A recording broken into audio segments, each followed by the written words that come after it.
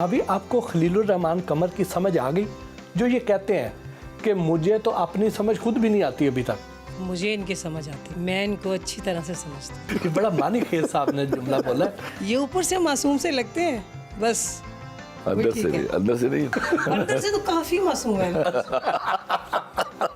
माँ जो है ना वो 20, 22, 24, 25 साल तरबियत करती है। बाकी की उम्र जो मर्द जीता है वो बीवी की तरबियत होती है। तो वो इनका तरबियत याफ्ता हूँ मैं। और माँ जो होती है ना अपने बच्चे की भी गलतियाँ माफ़ कर देती है। इसी तरह शौहर भी एक बच्चा होता है जिसको छोड़ा नहीं जा सकता उसकी गलतियों पे, उसे माफ़ किया जा सकता बहुत है। शरारतें करते हैं और ये भी करते रहते हैं। गलतियां करने से बाज नहीं आए अभी तक ये। इन्होंने कभी गलती की ही नहीं। उससे हो जाती है। खलील साहब ड्रामों में जिस तरह की एक आइडियल औरत को पोर्ट्रेट करते हैं, क्या आपने कभी कोशिश की है या आप करती हैं कि आप भी उसी तरह की औरत बने?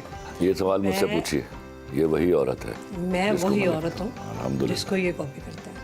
ये वही औरत। खलील साहब जब लिखते हैं तो वो क्या इंस्पिरेशन आपसे लेते हैं? जब भी लिखते हैं तो पहले ये हमें सुनाते हैं, फिर हम पहले उस पूरे को खुद एंजॉय करते हैं और कभी कभी रोते भी हैं कि सीन इतना सीरियस होता है। और खलील साहब भी रोते हैं हमारे साथ बैठ के आंसुओं के साथ। अभी लास्ट बाबा ने मुझे कोई एक हफ्ता पहले मेरे पास तुम हो का लास्ट सीन सुनाया था और अजानें हो रही थी और हम दोनों, बाबा मुझे सीन सुना रहे थे और बाबा रो रहे थे सुनाते हुए और मैं बाबा के साथ रो रही थी और मैंने कहा बाबा यहीं ख़त्म कर दे। और ये जब बाबा 4 साल पहले लिख रहे थे, रूमी के और हुमायूं के कुछ सीन थे, वो भी बाबा लिखते हुए रो रहे थे। और वो मुझे याद है जब ये बाबा ने मुझे बताया कि मेरे पास तुम हो स्टार्ट हो रहा है, मुझे याद आया कि बाबा ये स्क्रिप्ट वो वाला है जिस पे बाबा रोए थे। बाबा मुसलसल जब भी लिखते थे और बाबा ने टिश्यू पकड़ा होता था और बाबा साथ साथ आंखें साफ करते थे। किसी कैरेक्टर पे गुस्सा आया हो कभी? नहीं, मुझे नहीं कभी, मुझे पता है ये लिखा है, अभी काटेंगे तो चेंज हो जाएगा। अच्छा। जिस करेक्टर पे हमें गुस्सा हो ना उसको हम रहने नहीं देते, उसे वैसे ही हम डिलीट कर देते हैं। खलील साहब अपनी ज़ात में एक अंजमन है,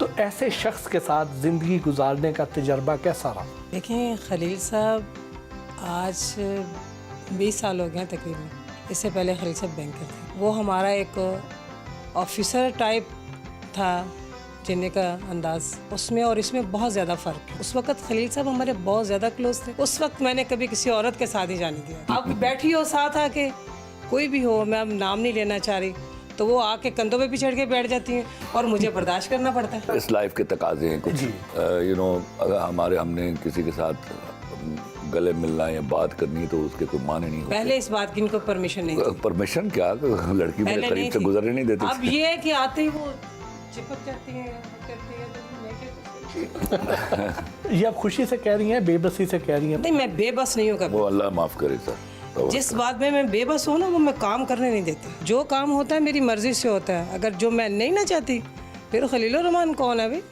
माशाल्लाह, सुभान अल्लाह, सुभान अल्लाह। अब सबको पता चल गया मेरी औकात क्या है। नाराज़ हो तो मनाने में पहल कौन करता है? खलीलुर रहमान। जब हमारी नई नई शादी हुई थी तो मैं इनको चंदू जी कहती थी, अब तो मैं खलील साहब कहती हूँ। गुस्से में मुझे खलीलुर रहमान कमर कहती हूँ। आपको अंदाज़ा हो जाता है? हाँ जी, अल्लाह के फजल से अंदाज़ा हो जाता है। मैं घर पे पैर रखता तो मुझे अंदाज़ा होता, मुझे दरवाज़ा बता देता है तेरे नलकी होना है। और नाराज़ी में पहल कौन करता है? देखिए, मैं छोटी बातों पे नाराज़ नहीं होती और जब मैं होती हूँ ना फिर मैं पूरा होती हूँ। तू तो ऐसी गल कर ही नहीं हो, तू वलियां दे खानदान दी सर सबसे पहले नाराज़ होती है। आपने अपने बाबा से कोई बात मनवानी हो तो आसानी से मान जाते हैं? ये सवाल आप बाबा से पूछे। मैं उर्फ़े आम में लोग जानते हैं कि मैं अपनी बीवी से डरता हूँ, लेकिन मैं सबसे ज़्यादा अपनी इस बेटी से डरता हूँ। मेरी जुर्रत ही नहीं है इसको इनकार कर दूँ। आपने खलील साहब से कोई बात मनवानी हो तो आप उनको रिक्वेस्ट करती हैं या अहकामात सादर कर देती हैं कि जी ये काम ऐसे होना चाहिए?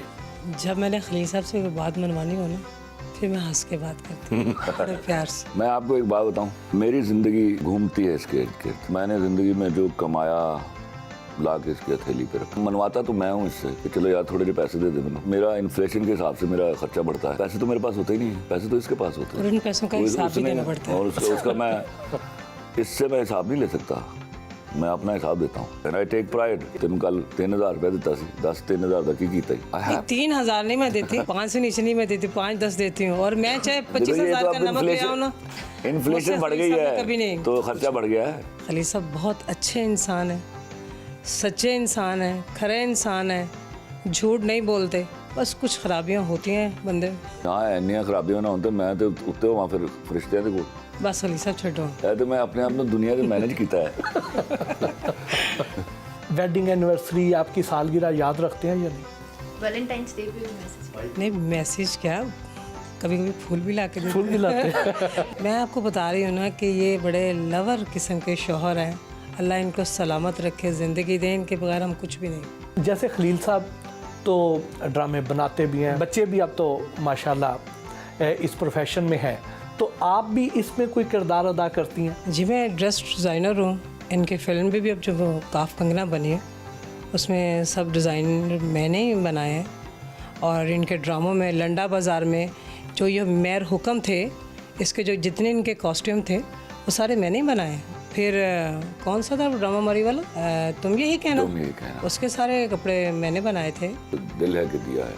सबके मैंने डिज़ाइन किया। मेरा सिर्फ ये है कि ये अपनी मर्ज़ी से काम करते हैं, मैं इनकी मर्ज़ी से काम करती हूँ।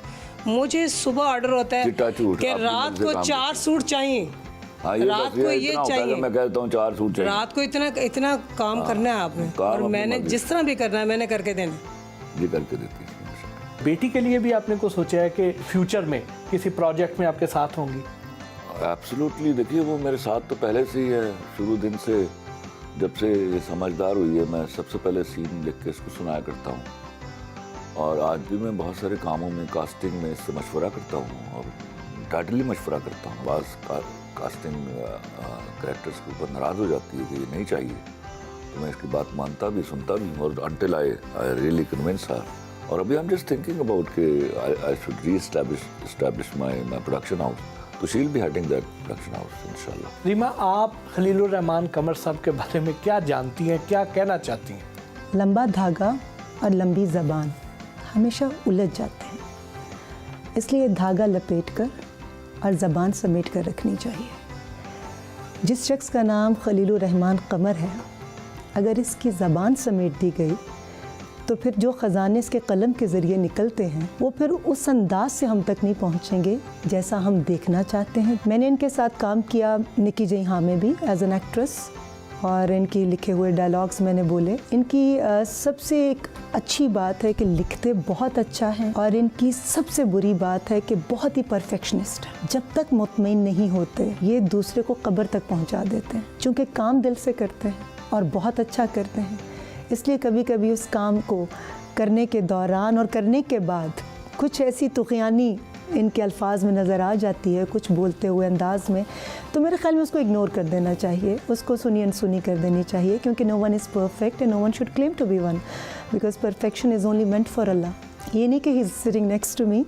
मैं बहुत कुछ इनके बारे में बोलती हूँ, हमारी लड़ाइयाँ भी होती हैं, हमारे झगड़े भी होते हैं, मगर उसमें भी एक अदब का हमारा बीच में एक सिलसिला रहता है, एक ताल्लुक़ रहता है, मगर उसमें कई दफ़ा इनका एक अंदाज़ है जो मुझे मैं समझ गई हूँ कि वो उसमें मेरी दिल आज़ारी नहीं होती, मेरी बेइज्जती नहीं होती, ये सिर्फ मुँह का बड़बोला है। मुझे तो वो बुड़बुड़ाहट भी मायूब नहीं लगती।